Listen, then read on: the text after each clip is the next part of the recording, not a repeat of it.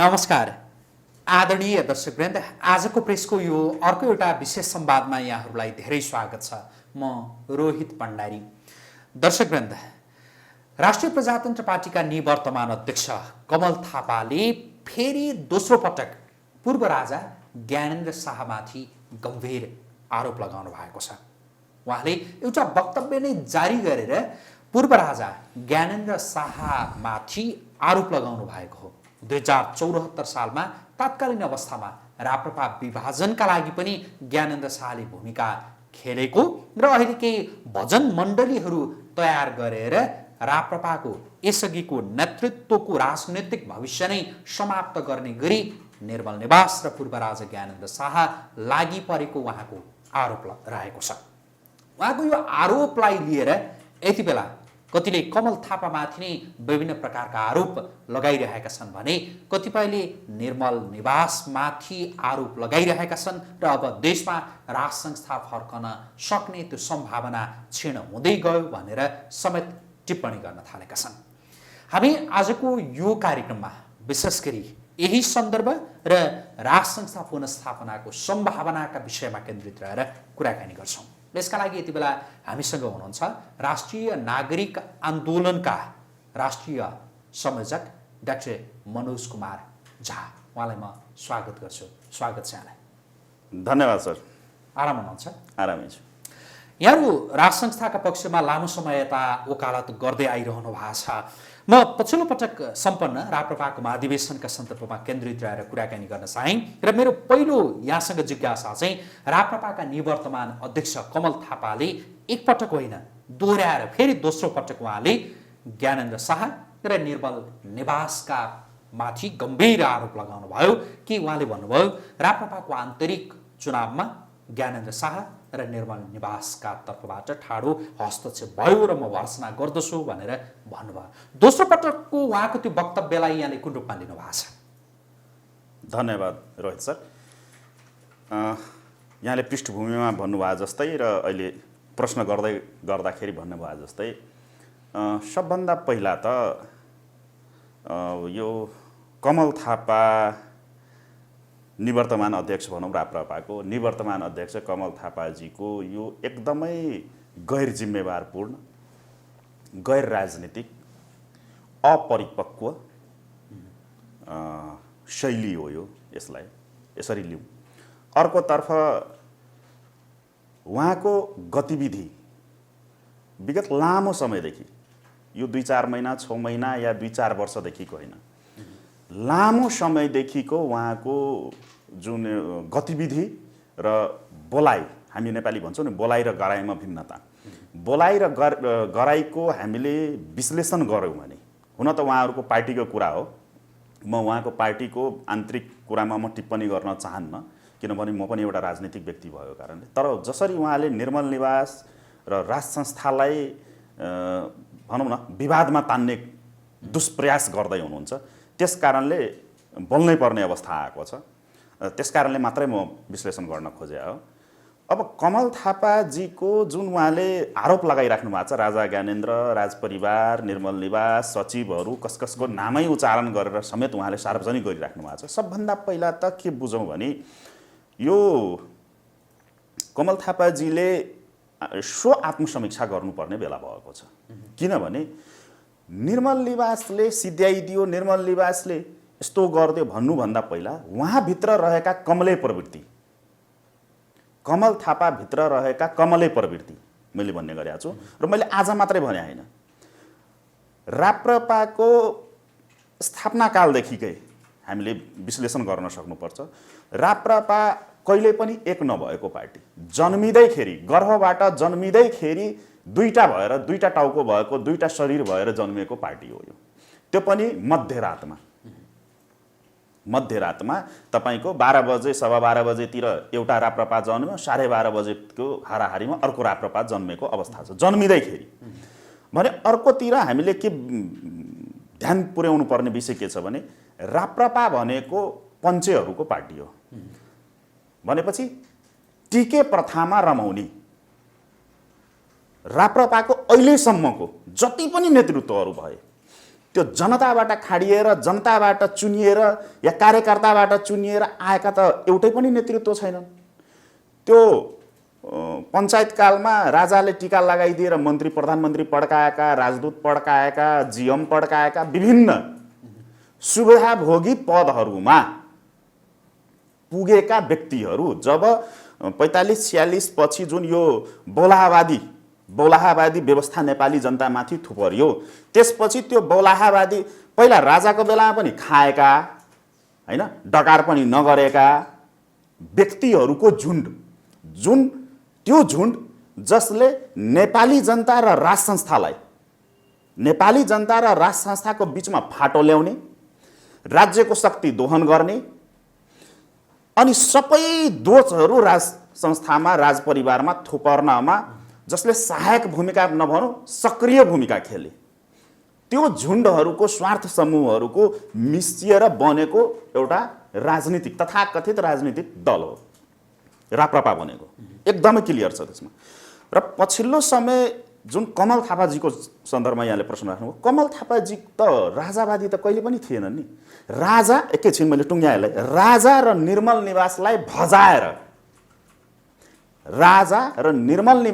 भजाएर आफ्ना व्यक्तिगत स्वार्थ, पारिवारिक स्वार्थ पूर्ति गर्ने होली वाइनवादी टिम बी, मैले आज मात्रै होइन, मेरो जुनसुकै अन्तर्वार्ता उल्टाएर देखेर्दा पनि मैले पहिलेदेखि भन्ने गरेको छु, राप्रपा भनेको राज संस्थाको मुखौटाभित्र, हिन्दूवादीको मुखौटाभित्र लुकेर छद्मभेष, राजनीतिक भाषा प्रयोग गर्दाखेरि यो छद्मभेषीहरूको झुन्ड थियो जसको सरदार नेतृत्वकर्ता चाहिँ कमल थापा थिए। अब त्यो मुखौटा चाहिँ उहाँको आफ्नै गतिविधिले उहाँ उदाङ्गो गर्दै हिँड्नु भएको छ। उहाँको जुन वास्तविक चरित्र जुन उहाँले यसो लुकाएर राख्नु भएको थियो, त्यो वास्तविक चरित्र म यो हो है भनेर आफ्नो परिचय दिँदै हिँड्नु भएको छ। किनभने मैले आरोप लगाएको होइन, उहाँको आफ्नै गतिविधिले प्रमाणित गर्छ। राजाको ओकालत गर्ने मान्छेले राष्ट्रपतिको प्रस्तावक बन्छ त? बन्दैन। अर्को कुरा, यो गणतन्त्र, यो धर्मनिरपेक्षता लादिनुमा सबभन्दा ठुलो दोषी यदि कोही छ भने दरबार हत्याकाण्ड पछि र एउटा मजबुरी, एउटा समयको माग अनुसार जसरी राजा ज्ञानेन्द्रको शासनकालहरू आयो, त्यति बेलाका घटनाक्रमहरूदेखि लिएर सबै घटनाक्रमको बेलामा त्यो निर्मल निवास र नारायण हिटीको छेउछाउमा बसेर त्यो भजन कीर्तन गाउने राजावादी भनौँ न, त्यही राप्रपा नै मुख्य दोषी हुन्। किनभने राजाले चाहेका कुरा, राजाका योजनाहरू त जनतासम्म पुग्नै दिएन नि। यिनीहरू सिंहदरबारमा बस्ने, झन्डावाला गाडी अनि ठेक्का पट्टा यताउति गर्ने, त्यो बाहेक त केही पनि। र त्यसको नेतृत्व पनि त कमलै थापाले गरेका थिए। अर्को कुरा, कमल थापाले जुन उहाँ भनिराख्नु म 61-62 को प्रतिकूल असरमा यस्तो गरे उस्तो गरे, के गर्नुभयो? एउटा उदाहरण दिनुहोस्। अर्को कुरा, यो जुन भ्रिकुटी मण्डपमा जुन तमासा गरिएको थियो, एकताको महाधिवेशनमा आएको दस्तावेज, राप्रपाको दस्तावेज हेर्नुहोस् त, त्यहाँ राज संस्थाले छ, त्यहाँ नेपालको माटो सुहाउँदो राज संस्थाको परिकल्पना गरिएको छ। म एकछिनमा आउँछु यो राप्रपाको महाधिवेशनका दस्तावेज लगायतका जे विषयमा यहाँले कुरा गर्न खोजिरहनु भएको छ भनेपछि तपाईँले अघि जे भन्नुभयो, जस्तो कमल थापा कहिल्यै राजावादी थिएनन् भनेर भन्नुभयो तपाईँले, र देशमा राज संस्था जानुमा कमल थापाको दोष थियो भन्ने आशयले यहाँले जे भन्नुभयो नि, कमल थापा जसले उहाँले भने बमोजिम नै 62-63 पछि 62-63 ताका नेपालको ढुङ्गा, माटो, पानी सबै त्यस ताका चाहिँ गणतन्त्रमय भएको अवस्थामा पनि त्यो शिरमा कफन बाँधेर मैले राज संस्था र हिन्दू राष्ट्रको एजेन्डा बोकेको थिएँ र त्यसको पुरस्कार चाहिँ आज पाएँ भनेर उहाँले भन्नुभयो नि, यो उहाँको भन्ने कुरा मात्रै थियो त? होइन, उहाँको गतिविधिले प्रमाणित, मैले आरोप लगाएको होइन। तर 62-63 पछि यो राज संस्थाको एजेन्डा त उहाँले अगाडि सार्नु त हो नि। दान खानालाई, विभिन्न शक्ति केन्द्रहरूबाट भारु, युवान, डलर खानालाई सत्ता र शक्तिको छेउछाउ रमाउनलाई मात्रै गरिएको पनि त गतिविधि छ नि त, त्यहाँ छैन र? राज संस्था फर्काउनलाई उहाँले के पहल गर्नुभयो त अहिलेसम्म? यत्रो 2 वर्षदेखि हामी सडकमा छौँ, यो आन्दोलनलाई भाड्ने बाहेक देशभक्त नेपाली मन र जनद्वारा घोषणा गरिएको यो राज संस्था हिन्दू राष्ट्र पुनर्स्थापनाको आन्दोलनलाई बर्बाद पार्नु बाहेक, यसलाई छिया टुक्रा टुक्रा पार्नु बाहेक कमल थापाले सक्रिय भूमिका के खेले त? एक दिन पनि सडकमा देखिए त यो 2 वर्षमा? विचार्ने होइन, भन्नुलाई त एक थरी हो, तर व्यवहारमा देखिनु पर्यो नि त, व्यवहारमा देखिनु पर्यो नि। अनि अर्को कुरा, आफूलाई एकदमै लोकप्रिय ठान्ने व्यक्तिले कस्तो लोकप्रियता हो? निर्मल निवासले चाहँदैमा जाने यो कस्तो लोकप्रियता हो, कस्तो नेतृत्व हो एक थरी। अर्को थरी निर्मल निवासले प्रमोट गर्दाखेरि धेरै राम्रो, अनि निर्मल निवासले नसगाइदिँदा चाहिँ नराम्रो, यो के तर्क हो यो? अर्को कुरा मैले अघि नै पनि भने, राप्रपाको कुनै पनि नेताको पृष्ठभूमि के त? राप्रपाको जुनसुकै नेताको पृष्ठभूमि के त? भन्दै गर्दाखेरि अब यसलाई जतिसुकै तान्दा पनि त्यहीँनिर ठोकिन्छ। कमल थापाजीले अब आफ्नो एउटा फेरीबाट घुमिसकेको साखलाई फेरि पुनरावृत्ति गर्नको लागि जेसुकै भने पनि समष्टिगत रूपमा होली वाइन टिम बी जुन मैले भन्ने गरेको छु, होली वाइन टिम बी को उहाँ नेतृत्व गर्दै हुनुहुन्थ्यो। उहाँको चरित्र उदाङ्गो भयो, पार्टी कार्यकर्ताभित्र पनि, देशमा पनि र बाहिर पनि। अब त्यस कारणले अब उहाँलाई त अब अर्को पार्टी खोल्नको लागि त चाहियो नि त, आधारहरू त चाहियो नि। तपाईँले होली वाइन टिम बी भन्नुभयो, त्यो भनेको चाहिँ के भन्नुहोस् त? होली वाइन टिम बी को नेतृत्व कमल थापाले गर्दै आएका थिए। कसरी? पहिलेदेखि एकदमै। अब राप्रपाले हिन्दू राष्ट्र राज संस्थाको कुरा उठाउनु अनि उसको पार्टीको बैठक चाहिँ चर्चामा आउनु, जस्तो सामाजिक सञ्जालमा छ्यापछ्याप्ती छन् फोटाहरू, भिडियोहरू। त्यति मात्रै होइन, के अरे गीतामाथि हात राखेर शपथ खानु, अब पार्टी फुटाउँदिन भनेर यही महाधिवेशनमा को मत परिणाम बाहिर नआएसम्म खोकेर हिँड्नु, अनि मत परिणाम आउन पाएको छैन, पुरै आधिकारिकता पाएको छैन, तुरुन्तै एमसिसीको हेडक्वार्टरमा गएर आफ्ना असन्तुष्ट पक्ष भनौँ, आफ्ना भजन मण्डली र यही महाधिवेशनमा जितेका पदाधिकारीहरूलाई समेत व्हिप जारी गरेर त्यहाँ मिटिङ गर्नु समीक्षा बैठकको नाममा, र त्यहाँबाट औपचारिक रूपमा घोषणा गर्नु कि ज्ञानेन्द्र शाहलाई बोक्न सकिँदैन। यो सबै गतिविधि भनेको के हो भने, जुन कमल थापा अब नयाँ पार्टी बनाउन, नयाँ दल बनाउनको लागि त आधार त चाहियो नि त, त्यो आधार बनाउँदै हुनुहुन्छ। राप्रपा फोरिसके। अर्को कुरा, होली वाइनको कुरा जहाँसम्म छ, त्यही होली वाइन सम्मेलन गर्दाखेरि उहाँ त विदेश मन्त्री कि के हुनुहुन्थ्यो नि त, त्यही होली वाइन सम्मेलनकर्ताकै सरकारमा त हुनुहुन्थ्यो नि त उहाँ। ओली सरकारमा भन्नुभयो होइन? यत्रो मठ मन्दिर भत्किँदा, यत्रो वितण्डता हुँदा भाषण मिडियामा बोल्न बाहेक, यो धर्म परिवर्तनको जुन श्रृङ्खलाहरू चलिरहेछ त्यो बाहेक त्यसको विरुद्धमा के सङ्घर्षका कार्यक्रम ल्याए त राप्रपाले? कमल थापाको नेतृत्वको राप्रपाले राज संस्था पुनर्स्थापनाको लागि अहिलेसम्म कुन नीति तथा कार्यक्रमहरू ल्याए त पब्लिकमा कमल थापाले? अनि ओठाले राज संस्था हिन्दू राष्ट्र, राज संस्था हिन्दू राष्ट्र भन्ने, अनि गतिविधि चाहिँ त्यही गणतन्त्र धर्मनिरपेक्षताको छेउछाउ घुमिराख्ने भनेपछि त्यो टिम बी होइन, छद्मवेश। अब कमल थापाको छद्मवेश उदाङ्गो भयो। अब त्यसो भए कमल थापा यो राप्रपाको अध्यक्षमा पराजित भएसँगै राज संस्था र पूर्व राजा ज्ञानेन्द्र शाहप्रति उहाँ जुन ढङ्गले प्रस्तुत हुनुभएको छ, उहाँको यो प्रस्तुतिले राज संस्थाको एजेन्डा नेपालमा कमजोर हुन्छ या झनै बलियो भएर आउँछ? एकदमै धन्यवाद। यो मैले कमले प्रवृत्ति भनेर भनेको थिएँ। कमल थापाको यो आजको कुरा होइन, योभन्दा पहिला पनि राप्रपा फुट्दाखेरि कमल थापाले निर्मल निवासलाई नै दोष लगाएका थिए।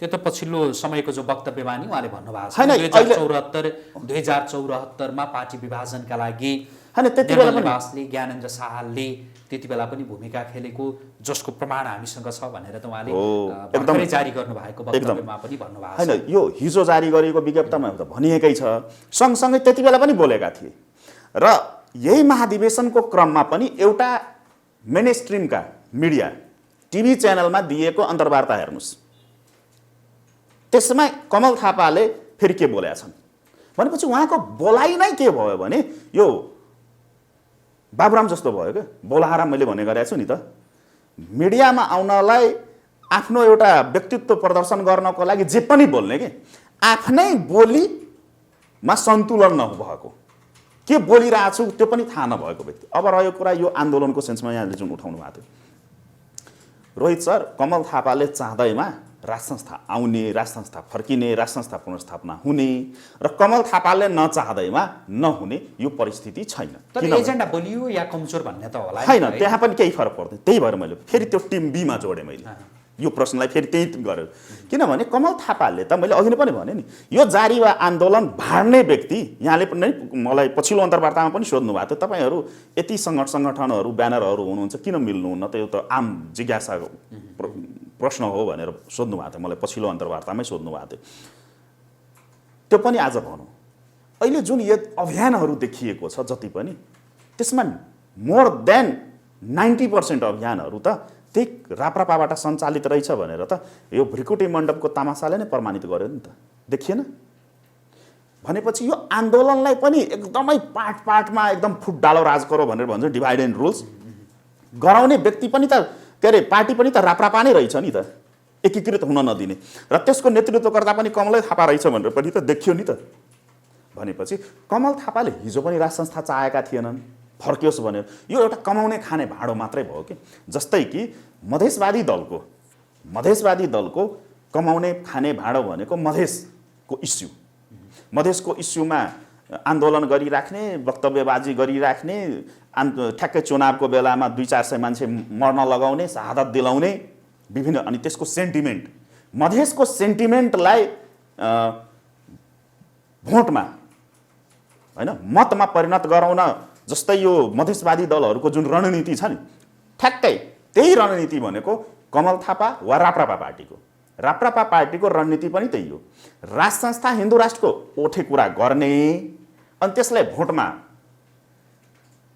भोटमा कन्भर्ट गरेर अनि सत्तामुखी राजनीति गरिराख्ने बाहेक केही पनि छैन। त्यसकारणले राप्रपाले चाहँदैमा, कमल थापाले चाहँदैमा यो स्ट्रङ हुने वा कमल थापाले नचाहँदैमा यो बिलाएर जाने त्यो अवस्था छैन।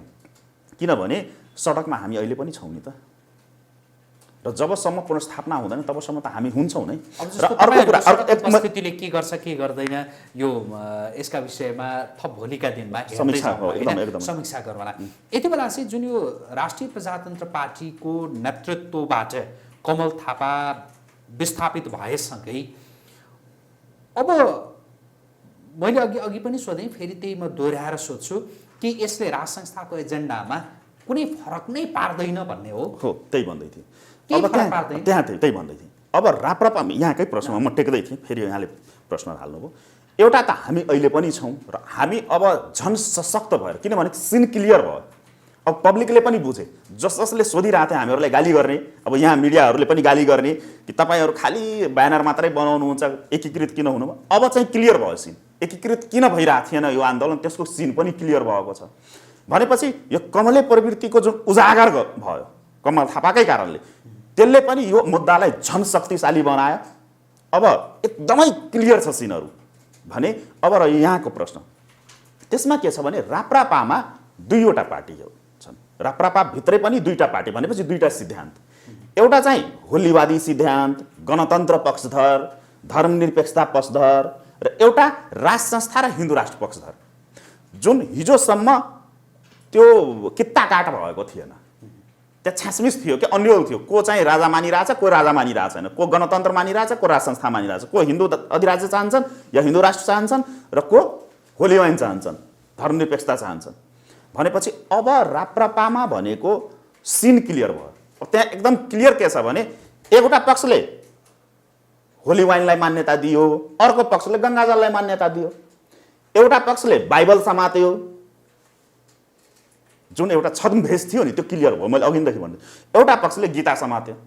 अब त्यो गर्दाखेरि यो किता काट भएपछि यो आन्दोलन अब कति मान्छेले भन्छ यो कमजोर भएर जाला, होइन कमजोर होइन, यो अब झन् सशक्त भयो। किनभने जुन छद्मवेशमा हाम्रै परिवारभित्र बसेर मान्छेले विभिन्न टिक्रमहरू, विभिन्न दूतावासहरूमा, विभिन्न खुफिया नियोगहरूमा, विभिन्न शक्ति राष्ट्र केन्द्रहरूमा हामीभित्रका सूचनाहरू बेचेर, हामीभित्र भएका सूचनाहरू बेचेर जुन कमाउने खाने भाँडो बनाएका थिए तिनीहरू त अब किता काट त भयो।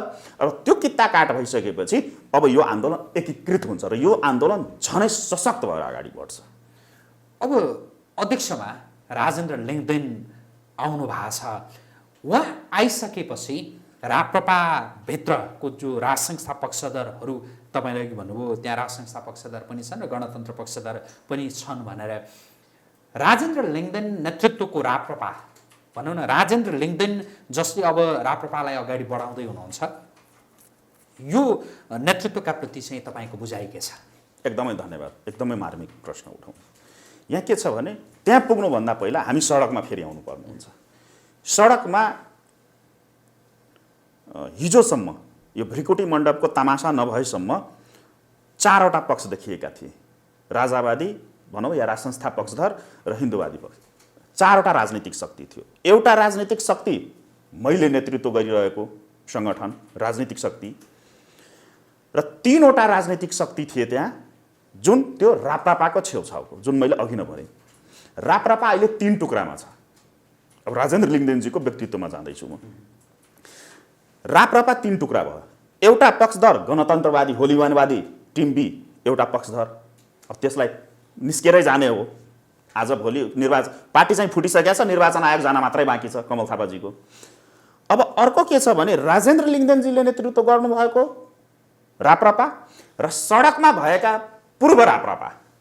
राजेन्द्र लिङ्गदेनजीले कै भाषा शब्द साप्टी लिने हो भने पूर्व राप्रपा, जुन विभिन्न अभियानहरू ब्यानरहरू तल माइती गरमण्डलामा देखिने राजावादी, त्यो पनि त राप्रपा हुन्। अब राजेन्द्र लिङ्गदेनजीको राजनैतिक दूरदर्शिता, इच्छा शक्ति, रणनीति, कार्यनीति, योजनाहरू अब देख्ने भनेपछि देखिने बेला आयो भनेपछि राजेन्द्र लिङ्गदेनजीलाई जति सजिलो लाग्यो होला राप्रपाको अध्यक्ष बन्नमा, त्योभन्दा धेरै गुणा अप्ठ्यारो अब पर्ने हुन्छ। किनभने उहाँले त आफैले बोल्नु भएको छ नि, थुक्क यो मोरा पनि यस्तै रहेछ भनेर भन्ने मौका दिँदिनँ भनेर भन्नुभएको छ। भनेपछि अब उहाँको अग्नि परीक्षा सुरु भएको छ। अब सबभन्दा पहिला राप्रपालाई एकीकृत गर्न सक्नु पर्यो उहाँले, त्यो क्षमता देखाउनु पर्यो, नेतृत्वमा हुने क्षमता त्यो क्षमता पनि देखाउन सक्नु पर्यो उहाँले। त्यसपछि अरू पक्षहरूको कुरा आउँछ। रह्यो राजेन्द्र लिङ्गदेन भनेको एउटा तलदेखि उठेर आएका व्यक्ति हुन्, होइन। अब हालसम्म राप्रपाको नेतृत्व पङ्क्तिको कुरा गर्ने हो भने विशुद्ध रूपमा एउटा जुन टिके प्रथा जुन त्यहाँ थियो, टिकाबाट नेतृत्व चयन गर्ने, टिका लगाउने नेतृत्व चयन गर्ने, त्योभन्दा अलिक भिन्न एउटा प्रजातान्त्रिक वेबाट वास्तविक माइनेमा भन्ने हो भने राप्रपाको जन्म भनेको त्यो 31 वर्ष पहिला 30 वर्ष पहिला भएको रहन्छ। वास्तविक राप्रपाको जन्म अस्ति तपाईँको भ्रिकुटी मण्डपबाट भयो। किनभने नाम त राष्ट्रिय प्रजातन्त्र पार्टी राखिएको छ नि, अनि नाम चाहिँ प्रजातन्त्र राख्ने अनि त्यसमा चाहिँ टिके प्रथालाई प्रोत्साहित गर्न त मिल्दैन। अब भनेको राप्रपाको वास्तविक जन्म भएको छ। त्यो कारणले पनि राजेन्द्र लिङ्गदेनजीको अलिकति भनौँ न, तर व्यक्तित्व हेर्दा अहिलेसम्मको उहाँको भाषणहरू, अब व्यवहारमा त उहाँ नेतृत्वमा हुनुहुन्थ्यो न, महासचिव हुनुहुन्थ्यो, व्यवहारमा त त्यो खासै देखिएको छैन, तर अब सुरु भएको अब देखिने हो व्यवहारमा। र उहाँको इतिहासले के भन्छ भने, इतिहासले के देखाउँदैछ भने, इतिहासको मूल्याङ्कन गर्ने हो भने केही हदसम्म आश लाग्दो, भर पर्ने होइन, फेरि मैले पटक पटक भनिरहेको हुन्छु, आशा गरौँ तर भर नपरौँ। भर पर्दो चाहिँ होइन, तर आशाको किरण राप्रपाभित्रको चाहिँ हुनुहुन्छ उहाँ। भर पर्दो चाहिँ किन होइन राजेन्द्र लिङ्गदेन? हो, अब चाहिँ भर पर्दो किन धन्यवाद रोहित सर। भर पर्दो किन होइन भने यो टेक्निकल कुरा हो। पोलिटिक्स भनेको पनि त विज्ञान नै हो नि, साइन्स नै हो नि, होइन र राजेन्द्र लिङ्गदेन भर पर्ने अवस्था किन अहिले नै आइसकेको छैन भने राजेन्द्र लिङ्गदेनजीको पहिलाको कुरालाई थाती राखौँ। भृकुटी मण्डपको तमासा भन्दा पहिला उहाँको नोमिनेसनबाट सुरु गरौँ। राजेन्द्र लिङ्गदेनजीले उम्मेदवारी घोषणा गर्दै गर्दा उहाँको स्टेटमेन्ट जुन आयो त्यो राजनीतिक परिपक्वता थिएन त्यसमा। पहिले बुदागत जाउँ। एउटा चाहिँ उहाँले घोषणा गर्दै गर्दा आएको अभिव्यक्ति राजनीतिक परिपक्वता मैले भेटाइनँ। अर्को कुरा उहाँकोले बोलेका शब्दहरू त्यो राप्रपाभित्रका र केही राजावादीहरूलाई हौसिने हिसाबले आएको थियो होला, तर त्यो व्यवहारिक पक्ष त्यसको एकदमै फितलो हुन्छ। दोस्रो कुरा, शपथ ग्रहणको दिनमा उहाँले दिनुभएको स्टेटमेन्ट र अहिले तपाईँको झन्डै 4-5 दिन बितिसक्दा उहाँले खासै सार्वजनिक रूपमा केही उहाँको गतिविधि देखिएको छैन। यो चारवटै कुराले गर्दाखेरि भरपर्दो नदेखियो, मेरो नजरमा छैन। किन अब चाहिँ यहाँको फेरि प्रतिप्रश्न जुन आएको थियो त्यसमा टेकौँ। सबभन्दा पहिला उहाँले 6 महिनाभित्र राज संस्था र हिन्दू राष्ट्र पुनर्स्थापना गर्छु भनेर भन्नुभयो। सदनबाट भएन भने सडकबाट गर्छु भनेर भन्नुभयो। त्यही छ प्रश्नवाचक चाहिँ, त्यही प्रश्नवाचक चिन्ह छ। मैले राजनीतिक परिपक्वता शब्द जुन प्रयोग गरेको थिएँ, उहाँलाई सायद थाहा छैन होला कि थाहा भई बोल्नुभयो। विश्वको राजनीतिक इतिहासले कुनै पनि देशको परिवर्तन सदनबाट भएको छैन, सडकबाटै भएको छ। अर्को कुरा, 36 वटा सिट राप्रपाका आउँदा केही नगर्न सक्ने राप्रपाले सदनबाट कसरी समस्याको समाधान गर्छ? दोस्रो कुरा। तेस्रो कुरा, राप्रपाको एकता महाधिवेशन भनिए पनि राप्रपा अहिले पनि 3 टुक्रामा छ र कमल थापाले त फुटाइ नै सक्यो भनेपछि अहिले पनि एउटा टिम मात्रै छ उहाँसित र त्यो टिम मात्रै चुनावमा गयो भने। अर्को कुरा, उहाँको टोटल स्टेटमेन्टमा मैले 4वटा जुन कुरा भनेको छु त्यो 4वटा स्टेटमेन्टमा आन्दोलनलाई प्राथमिकतामा राखिएको छैन। सबै स्टेटमेन्टले के भनिरहेछ भने निर्वाचन केन्द्रित, चुनाव केन्द्रित गतिविधि राजेन्द्र लिङ्गदेनले सञ्चालन गर्ने। त्यही भएर मैले राजनीतिक परिपक्वता देखिएन भन्न खोजेको। अब चुनावमा टेकौँ। यदि राप्रपा चुनावमा गयो, निर्वाचनमा गएपछि अहिले त अलरेडी 3 वटा राप्रपा छ। यदि 3 टुक्रा भएर गयो भने जसरी वाम गठबन्धनको कृपामा राजेन्द्र लिङ्गदेनले एउटा बीज बचाइदिए, वाम गठबन्धनको कृपाले न राजेन्द्र लिङ्गदेन जित्या हो, राप्रपाको भोटले जित्या होइन नि, मात्रै राप्रपाको भोटले जित्या होइन, वाम गठबन्धनको केपी ओलीको कृपाले जितेको हो। अब त्यसरी नै अहिले पनि 3 टुक्रामा जान्छन्। यही अवस्थामा राप्रपा चुनावमा गयो भने बीज बच्ने सम्भावना पनि एकदम न्यून छ, पहिलो कुरा। अर्को कुरा, यदि यो 3 वटै राप्रपा एकीकृत भएर भनौँ न भोलिको दिनमा कमल थापालाई अन्डरस्ट्यान्डिङमा लिएर र सडकमा भएका राप्रपा, अभियानवादी राप्रपा भनौँ न, पूर्व राप्रपा जसलाई भनिन्छ, यो सबै मिसिएर गएर चुनावमा गयो भने पनि तपाईँको 3% थ्रेसहोल्ड बढीमा बढी अत्यधिक आयो भने 3% थ्रेसहोल्ड र यही खोलीवाइनवादीहरूको कृपा वा साँठगाँठ भनौँ न, गिभ एन्ड टेकमा 1-2 वटा प्रत्यक्षमा सिट भनेपछि टोटल सिट कति हुन जान्छ राप्रपाको? 7 देखि 9। मानव 1 मिनट 10 सिट आउला, अनि त्यो 10 सिटले के ख्यास्ने हो? के नाप्ने छ? छैन नि। अर्को कुरा, अर्को फेरि अपरिपक्वताको कुरा गर्दैछु म राजेन्द्र लिङ्गदेनको। उहाँले के दावा गरेर, कमल थापाले के दावा गरेका थिए यो नोमिनेसन दिँदै गर्दाखेरि? कहीँ पनि राज संस्था पुनर्स्थापनाको त कुरै गरेका छैन नि, न राजेन्द्र लिङ्गदेनले गरेका छन् न कमल थापाले गरेका छन्। यहाँ त मान्छे के छ भने हावाको तालमा बुझ्छन् क्या। समस्या यही हो यो आन्दोलनको, हावाको तालमा बुझ्ने, शब्द र त्यसको भाव र त्यसको अर्थमा टेक्दैनन् मान्छेले। त्यही भएर मैले भने राप्रपालाई कहिले पनि राजा चाहिएको थिएन र अहिलेको पनि राप्रपालाई राजा चाहिएकै छैन।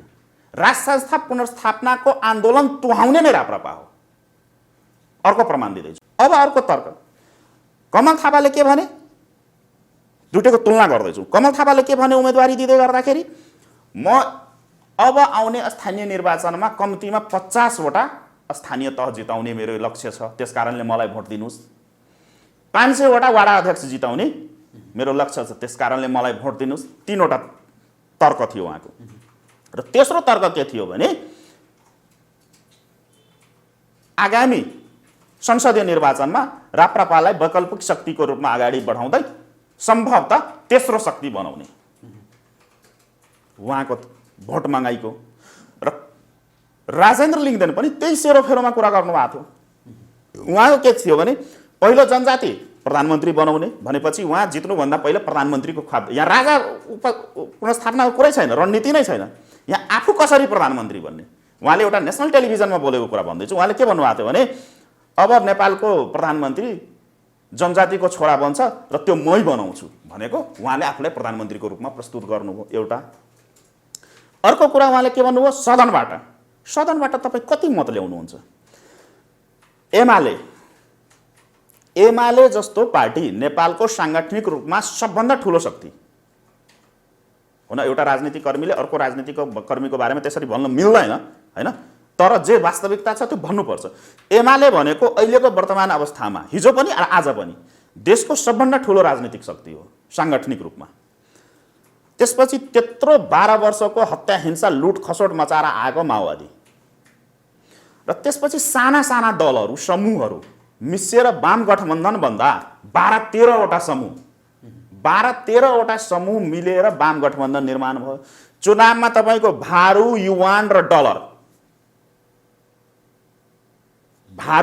र डलर कन्टेनरका कन्टेनर खर्च गरे। त्यत्रो शक्ति लगाउँदा त तपाईँको 2/3 आएन। अनि राजेन्द्र लिङ्गदेनले सदनबाट कसरी राज संस्था पुनर्स्थापना गर्छन्? यदि उनीहरूले कसैले यो सोच 2/3 ल्याउला अनि संविधान चेन्ज गरिदेला, सबभन्दा पहिला त यही संविधानमा टेकेर राज संस्था पुनर्स्थापना हुँदैन। जुनसुकै वकिलले, जुनसुकै वरिष्ठ अधिवक्ताले जेसुकै भने पनि राज संस्था पुनर्स्थापना गर्नको लागि यो संविधान च्यात्नै पर्छ, जलाउनै पर्छ, खारेज गर्नै पर्छ। र मानौ 1 मिनट हाइपोथेटिकल कुरा जुन गरिएको छ, यही संविधानमा व्यवस्था छ, कमल थापाले पनि भने अस्ति, यही संविधानमा टेकेर पनि गर्नु, अनि त्यसको लागि त 2/3 चाहियो।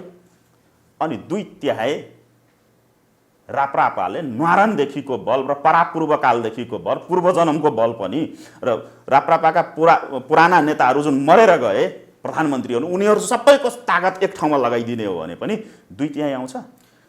यहाँको भनाइ चाहिँ सदनबाट राज संस्था पुनर्स्थापित हुन सक्दैन, पुनर्स्थापना सडकबाटै हुन सक्छ। एकदमै पुनर्स्थापना चाहिँ हुन्छ।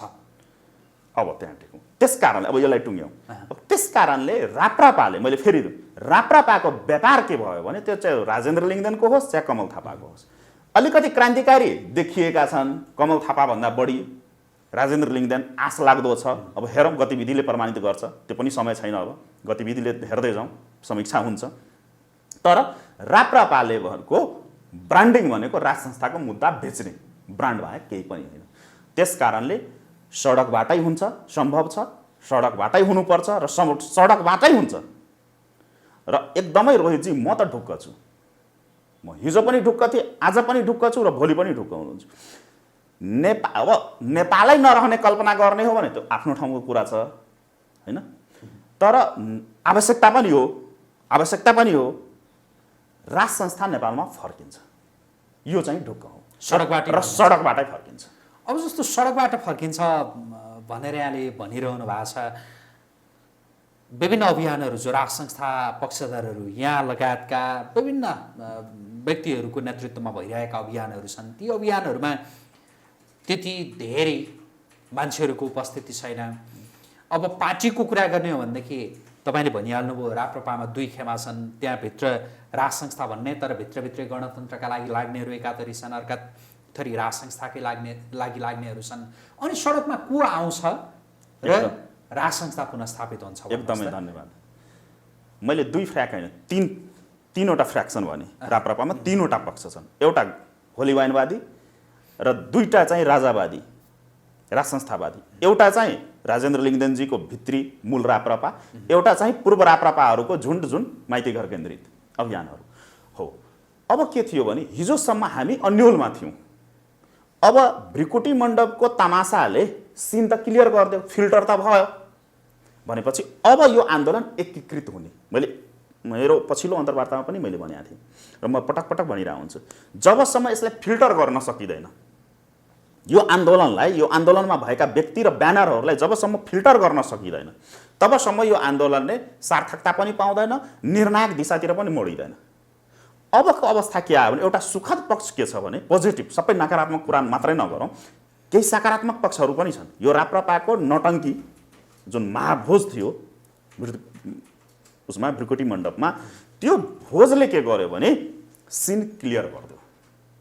अब फिल्टर भइसक्यो।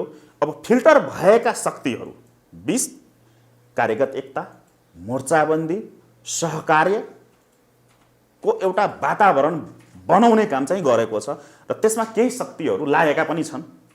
म जस्ता केही व्यक्तिहरू ठाउँ ठाउँमा कुराहरू हामी आफ्नो नेतृत्व पङ्क्ति जुन छौँ हामीहरू उहाँबीच सामान्य छलफल, गम्भीर छलफल नभनौँ, सामान्य छलफल अगाडि बढेको छ। अब यो सामान्य छलफलले गम्भीर मोड लिन्छ र यो एकीकृत भएपछि यहाँबाट जुन फिल्टर भएर निस्केका छन् त्यो सबै शक्तिहरू एकीकृत भएपछि यही शक्तिले निर्णायक मोड लिन्छ। तर राज संस्था र हिन्दू राष्ट्र, राज संस्था सहितको हिन्दू राष्ट्र भनौँ या हिन्दू अधिराज्य भनौँ, त्यो पुनर्स्थापना भनेको सडकबाटै हुन्छ। तपाईँहरू राजेन्द्र लिङ्गदेनको नेतृत्वमा जानुहुन्छ कि जानुहुन्न? मैले अलिकति तपाईँलाई सिधा जवाफको लागि आग्रह गरेँ। राप्रपासँग तपाईँहरूको अब एकता हुन्छ कि हुँदैन?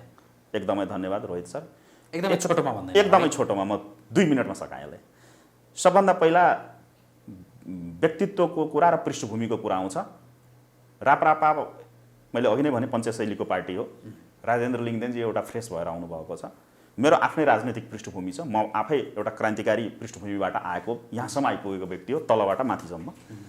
त्यसकारणले पार्टी एकीकरण, मैले अघि नै पनि भने, केही एकीकृत हुन्छ, कोही मोर्चाबन्दी हुन्छ। पार्टी एकीकरणै गर्ने भनेर हाम्रो अहिलेसम्म पार्टीको डिसिजन भएको छैन। तर यो सङ्घर्षको क्रममा हिँड्दै जाँदाखेरि, अगाडि बढ्दै जाँदाखेरि सम्भवतः मोर्चाबन्दी हुने सम्भावना चाहिँ एकदमै प्रबल छ। कमल थापा राप्रपाबाट अलग्गिनुहुन्छ भन्ने तपाईँको ठम्याइ अघिदेखिको कुरा सुन्दा? होइन, ठम्याइ होइन, अल्गिसके, छुटिसके।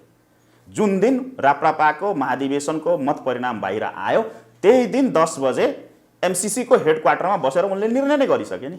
र हिजो त त्यही निर्णयको घोषणापत्र हो, जुन अघि नै यहाँले पृष्ठभूमि र प्रश्नै जहाँबाट सुरु गर्नुभएको थियो। त्यो विज्ञप्ति जुन छ त्यो भनेको कमल थापाले खोल्ने राष्ट्रिय कमल थापा पार्टी, राष्ट्रिय कमल थापाले खोल्ने राष्ट्रिय कमल थापा पार्टीको घोषणापत्र हिजो कमल थापाले जारी गरे। त्यो पार्टी चाहिँ कस्तो पार्टी हुन्छ त तपाईँको बुझाइ? त्यो पार्टीले राज संस्था भन्छ कि या अब गणतन्त्र भन्छ त? एकदमै धन्यवाद। कमल थापाले नेतृत्व गर्ने जुन टिम बी थियो, अब त्यो टिम एमा जान्छ। अब सिधा सिधी उनले भनिसके, जुन पश्चिमाहरूको जुन एउटा यो हिन्दूवादी मुभमेन्टलाई डाइभर्ट गर्ने एउटा जुन अस्त्र फालेका छन् पश्चिमाहरू, त्यहाँ रमाउँछन्। भनेपछि मुखले हिन्दू राष्ट्रको कुरा उठाउँछन्, एउटा कामै नलाग्ने राज संस्थाको कुरा उठाइदेला, भोलिको दिनमा जो बेबी किङको अवधारणा आज जस्तो पनि गर्देला, होइन? त्यसरी गरेर त्यसले आफ्नो व्यक्तिगत 1-2 सिट ल्याउने रणनीतिमा अगाडि बढ्छन्। त्यो बाहेक केही पनि हुँदैन। अरू कुनै पार्टीसँग एकताका लागि कमल थापा अगाडि बढ्ने सम्भावना देख्नुहुन्छ पार्टीमा? एकदमै धन्यवाद। फेरि यसलाई पनि क्लियर गरौँ, टक्क भन्दै जाँदाखेरि कमल थापा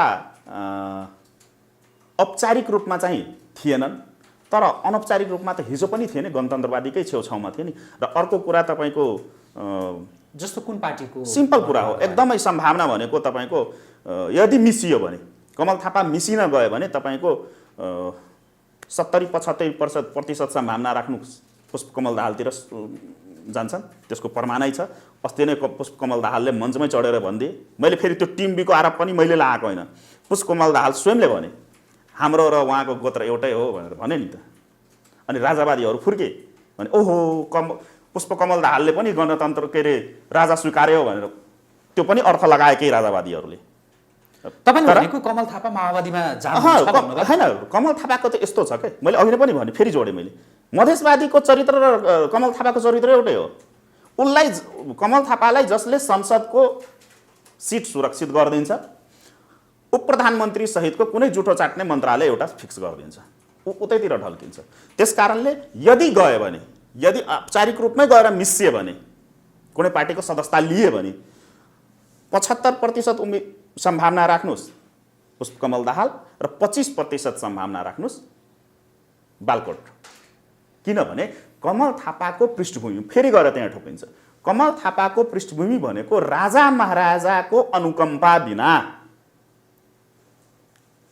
कमल थापा बाँच्नै सक्दैनन् नि।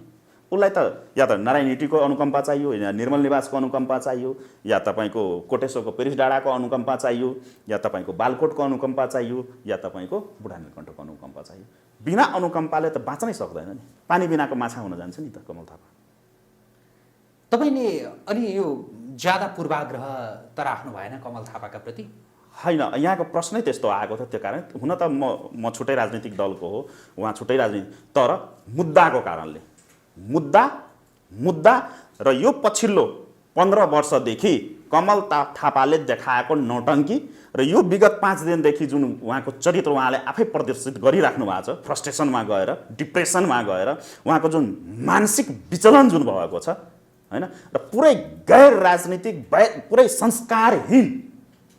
संस्कारहीन नैतिक पतन जुन क्रिया चरित्र प्रदर्शन गरिरहेका छन् कमल थापाले, त यो सबैले, मैले मात्रै कुनै पनि गाउँघरमा एउटा एकदम साधारण मान्छेलाई पनि सोध्नुभयो भने रोहित सर यहाँले यही उत्तर पाउनुहुन्छ। किनभने जुन थालमा खाने त्यसैमा पाल पार्ने कमल थापाको प्रवृत्ति त त्यही देखियो नि। जुन थालमा खाए, जसको आशीर्वाद अनुकम्पाले यहाँसम्म पुगे, उसैलाई नाना थरी गाली गर्न मिल्छ। अनि अर्को कुरा, उसले भने राजावादी सङ्गठनमा राजाको नचले गणतन्त्रवादीको मात्रै चल्ने हो त। आफू चाहिँ अध्यक्ष बन्नलाई पार्टी फुटाउनको लागि विभिन्न दूतावासहरू धाउने, यही महाधिवेशनमा विभिन्न दूतावासबाट चन्दा लिने, त्यो चाहिँ सहयोग हुने, त्यो चाहिँ राष्ट्रवादी चरित्र। मानव 1 मिनट निर्मल निवासले चलखेलै गरे, मानव 1 मिनट, त्यसको त प्रमाण छैन। उहाँ त दावा गरिराख्नु, म त च्यालेन्ज दिन्छु कमल थापालाई, भनिरहेछ नि त प्रमाण, अडियो टेप छ र त भिडियो टेप छ त के छ भनेर भनिरहेछ नि, त त्यत्रो वक्तुति किन गर्नु पर्यो? सिधै त्यो सार्वजनिक गरे भइगयो नि। त्यतिकै पनि पश्चिमाहरूको लगानीका मिडियाहरू त वन साइडेड कमल थापातिरै छन्। नोमिनेसन भए दिनदेखि नै, के नोमिनेसन भन्दा पनि त्यो उम्मेदवारी घोषणा गरेकै दिनदेखि अर्को प्रमाण पनि म दिन्छु। कमल, मैले आरोप लगाएँ, उहाँले स्वयं प्रमाणित गरिराख्नु भएको छ। कमल थापाको पक्षमा जति पनि यो पोलिटिकल स्ट्रिमका मिडियाहरू छन्, पश्चिमा शक्तिहरूको लगानीमा, जसले यहाँ जातीय द्वन्द्व, धार्मिक द्वन्द्व लगायतका विभिन्न द्वन्द्वहरू मचाउनमा अग्रपन्थीमा आउँछन् जुन मिडियाहरू, त्यो सबै मिडियाले कमल थापाको वकालत गर्नुको पछाडि कारण के त? आरोप लगाएको होइन, त्यो त एकदम देखिने कुरा हो नि त्यो। किन कमल थापालाई त्यस्तो प्रोटेक्सन किन दिइरहेछन् त त्यो मिडियाहरू? शङ्काको घेरामा छैन त?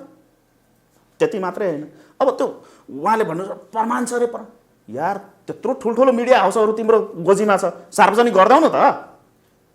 अनि अर्को कुरा, अनि दूतावासहरू धाउने, यही राष्ट्रवादी आन्दोलनको नाममा जुन हामीहरूले गरिरहेछौँ, यो आफ्नो घरबाट खाएर हामी, जुन यहाँले पनि प्रश्न सोध्नु भएको थियो एकचोटि, मलाई याद छ, मैले अलिकति लम्ब्याएँ, तपाईँहरूको फन्डिङ त कतैबाट भइरहेछ नि भनेर मलाई धेरै पहिला तपाईँले एउटा क्वेसन सोध्नु भएको थियो। धेरै मिडियाहरूले पनि सोध्छन् के तपाईँहरूको त टन्नै पैसा आउँछ, अब त्यो पनि खोलो। अनि यो जारी राष्ट्रवादी आन्दोलन हामीले आफ्नो घरबाट खाएर पुरै आफ्नै स्वस्फूर्त लगानीमा गरिरहेको आन्दोलनलाई भजाएर, हेर है भिडियोहरू विभिन्न दूतावासमा कमल थापाले देखाए। किनभने त्यही मैले अघि नै भने, मैटीघर मण्डलामा पनि पूर्व राप्रपाहरू छन्, अनि त्यो पूर्व राप्रपाहरूलाई मेरै पार्टीको कार्यकर्ता हो, मेरै हो र हामी यो आन्दोलन गरिरहेछौँ भनेर त चन्दा उठाउन मिल्छ कमल थापाले? विभिन्न दूतावासहरूबाट, विभिन्न निकायहरूबाट बार्गेनिङ गर्न मिल्छ? सत्तासित बार्गेनिङ गर्न मिल्छ? यो आन्दोलन अहिले नै टुङ्ग्याइदिन्छु त, यति करोड देऊ भनेर कुरा गर्न मिल्छ कमल थापाले? फेरि कपोकल्पित निराधार आरोप लगाएको होइन, प्रमाण सहित भनिरहेको छु। तपाईँसँग चाहिँ के प्रमाण छ? छ नि प्रमाण, के छ भन्नुहोस्? जुन दिन कमल थापाले प्रमाण, एकैछिन, जसरी अघि तपाईँ भन्दै हुनुहुन्थ्यो कि कमल थापासँग त्यस्ता प्रमाण छ भनेदेखि ल सार्वजनिक गर्नुहोस्, जुन दिन कमल थापाले तपाईँले भन्दै हुनुहुन्थ्यो कमल थापाज्यू तपाईँका मिडियाहरू छन् भनेर भन्दै हुनुहुन्थ्यो, तपाईँ एउटा जिम्मेवार मिडियासँग यति बेला बोलिरहनु एकदमै होइन? एकदमै तपाईँसँग त्यस्तो प्रमाण छ भनेदेखि तपाईँका लागि यो प्लेटफर्म छ ताकि तपाईँ त्यो प्रमाणलाई प्रस्तुत गर्नु। पहिलो प्रमाण त मैले दिएँ, पहिलो प्रमाण त दिए कि किन जुन शक्तिहरू नेपालमा विभिन्न किसिमका द्वन्द्व मचाउन चाहिरहेछन् प्रमाणित रूपमा, हैन, ती शक्तिहरूले कमल थापाले किन प्रोटेक्ट गरेको, पहिलो प्रश्न। अर्को कुरा, जुन दिन कमल थापाले निर्मल निवासको नाङ्गो हस्तक्षेप भने नि यो राप्रपाको महाधिवेशनमा र विभिन्न आरोपहरू, त्यो जुन दिन प्रमाण राप्रपाले कमल थापाले मिडियामा ल्याउँछ त्यही दिन म पनि सार्वजनिक गरिदिन्छु र त्योभन्दा स्ट्रङ प्रमाण सार्वजनिक गरिदिन्छु। त्योभन्दा कमल थापाले पेश गर्ने प्रमाणभन्दा स्ट्रङ प्रमाण म सार्वजनिक गरिदिन्छु, त्यो पनि यहाँकै मिडियामा। यो मेरो वचनबद्धता भयो। हस्, आजको लागि कुराकानी यति गरौँ। धेरै धन्यवाद यहाँलाई। धन्यवाद रोहित सर, यहाँलाई व्यक्तिगत रूपमा, मेरो सङ्गठनको तर्फबाट व्यक्तिगत रूपमा यहाँलाई पनि र यहाँको मिडिया हाउसलाई धेरै धेरै धन्यवाद। हस्, आदरणीय दर्शकवृन्द, हामी कुराकानी गर्दै थियौँ राष्ट्रिय नागरिक आन्दोलनका संयोजक डाक्टर मनोज कुमार झासँग। उहाँसँगको यो कुराकानीसँगै आजको प्रेसको यो विशेष संवाद अहिलेका लागि यहीँ सकिन्छ। पल पलको अपडेट र ताजा बहसका लागि आजको प्रेस हेर्दै गर्नुहोला। नमस्कार।